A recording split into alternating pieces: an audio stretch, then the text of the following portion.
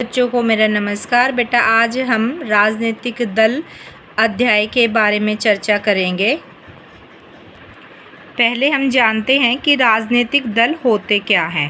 राजनीतिक दल लोगों के एक ऐसे संगठित समूह के रूप में समझा जा सकता है जो चुनाव लड़ने और सरकार में राजनीतिक सत्ता हासिल करने के उद्देश्य से काम करते हैं। अर्थात ये चुनाव भी लड़ते हैं और सरकार बनाते हैं। जो राजनीतिक दल होते हैं ये अपनी नीतियाँ और कार्यक्रम सामूहिक हित को ध्यान में रखते हुए बनाते हैं। सामूहिक हित से अभिप्राय है कि समाज के किसी बड़े हिस्से या किसी बड़े समूह के हित की ये बात करते हैं। और किसी भी राजनीतिक दल की पहचान उसकी नीतियों और सामाजिक आधार से ही होती है। किसी भी राजनीतिक दल का हम 3 भागों में विभाजित करते हैं। नेता वो होते हैं जो उसके मुख्य सदस्य होते हैं, जैसे किसी भी पार्टी के, जैसे कि कांग्रेस में राहुल गांधी है, सोनिया गांधी है। बीजेपी में जैसे कि मोदी जी हैं, राजनाथ जी हैं। दूसरा इसमें सक्रिय सदस्य, ये वो होते हैं जो इसमें एक्टिव होते हैं और अपना किसी भी पार्टी में या राजनीतिक दल में अपना एक तरह से पंजीकरण करवाते हैं और ये उसके लिए जो ज़मीनी उस पर कार्य करते हैं। जैसे कि जब चुनाव होते हैं तो प्रचार के लिए आते हैं, वहाँ पे बड़े बड़े नेता तो कभी कभी आते हैं, पर जो मुख्य भूमिका निभाते हैं वो सक्रिय सदस्य ही निभाते हैं। ये हर एक गली मोहल्ले में जाके पार्टी का या राजनीतिक दल का प्रचार करते हैं। तीसरा है अनुयायी या समर्थक। ये वो होते हैं जो कि उसको वोट डालते हैं। अब जो भी जिस भी पार्टी को या राजनीतिक दल को अपना वोट देता है, मत देता है, तो वो उसका समर्थक होता है उस राजनीतिक दल का। वो उसकी जो भी घोषणाएं होती हैं उनको सही मानता है और उसका समर्थन करता है। अब हम राजनीतिक दलों के कार्यों के बारे में जानते हैं। पहला और मुख्य कार्य है दल चुनाव लड़ते हैं। कोई भी दल हो वो चुनाव में भाग लेते हैं और अपने उम्मीदवारों को उसमें उतारते हैं। जो दल के मुख्य नेता होते हैं वे उम्मीदवारों का चयन करते हैं और चुनाव में लड़ने के लिए उतारते हैं। दूसरा है जो दल है उसके जो भी घोषणा पत्र होते हैं, उसकी जो नीतियाँ होती है वो मतदाताओं के सामने रखते हैं। वो बताते हैं उनको कि अगर हमारी सरकार बनेगी तो हमारी ये नीतियाँ हैं और चुनाव जीतने के बाद हम ये कार्य करेंगे। वैसे लोकतंत्र में जो राजनीतिक दल होते हैं उनके जो घोषणा पत्र है उसमें बहुत ज़्यादा अंतर नहीं होता है, पर उसमें कुछ विशेष समूहों को लेकर अंतर भी होता है। विशेष समूह का मतलब है बेटा यहाँ पे उनके कुछ ऐसे भी नीतियाँ होती है जो कि किसी भी बड़े समूह को प्रभावित करती है और उनको आकर्षित करती है कि वे उस समूह के जो मतदाता है वो उसी राजनीतिक दल को मत दे। तीसरा है जो राजनीतिक दल होते हैं उनके जो कानून बनाए जाते हैं देश में, उनकी उसमें अहम भूमिका होती है, क्योंकि जो भी राजनीतिक दल होते हैं उनके ही सदस्य उम्मीदवार जो उनके होते हैं चुनाव जीतकर विधायिका में जाते हैं और वहीं पर कानून बनते हैं।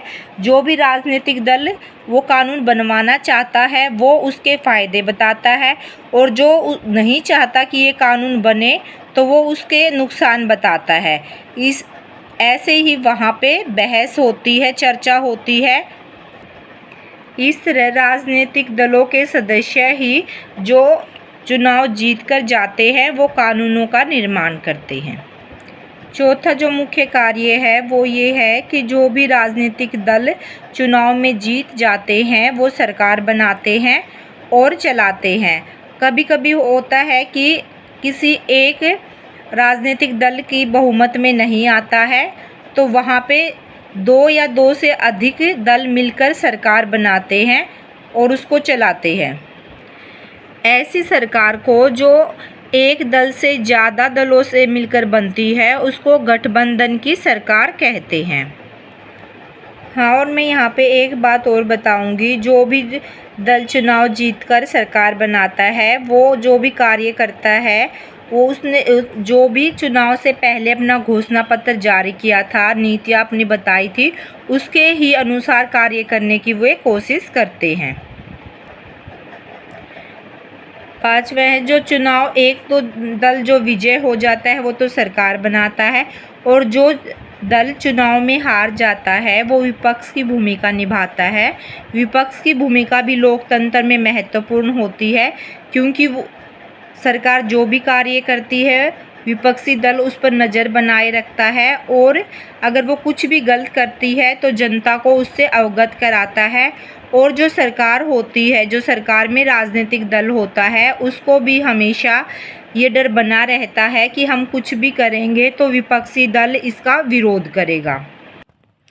छठा है, जनमत निर्माण में दल की महत्वपूर्ण भूमिका होती है। ये क्या करते हैं कि जो जनता होती है उसको राजनीतिक कार्यों से अवगत करवाते हैं, जिससे कि आम जनता इतना ध्यान नहीं देती है राजनीतिक कार्यों की तरफ, पर जो दल होते हैं राजनीतिक दल वो इसकी तरफ उनका ध्यान आकर्षित करती है आम जनता का, और किसी भी मुद्दे पर उनकी राय बनाने में महत्वपूर्ण भूमिका निभाते हैं। जैसे अभी मैंने ऊपरले पॉइंट में भी आपको बताया था कि जो सरकार में राजनीतिक दल होता है वो कोई कार्य करता है तो अपने कार्यों के बारे में बताता है कि इसके ये फ़ायदे होंगे, वो कोई योजना बनाते हैं तो उसके भी फ़ायदे बताते हैं। और जबकि विपक्ष होता है वो उसकी अगर कोई कमी है या फिर उस योजना से कुछ लोगों का नुकसान होने की आशंका है तो वो आम जनता को उनसे अवगत करवाता है। इस तरह जो आम जनता है उसकी राय बनती है किसी भी मुद्दे पर। सातवां है, दल ही सरकारी मशीनरी और सरकार द्वारा चलाए जाने वाले कल्याण कार्यक्रमों तक लोगों की पहुंच बनाते हैं।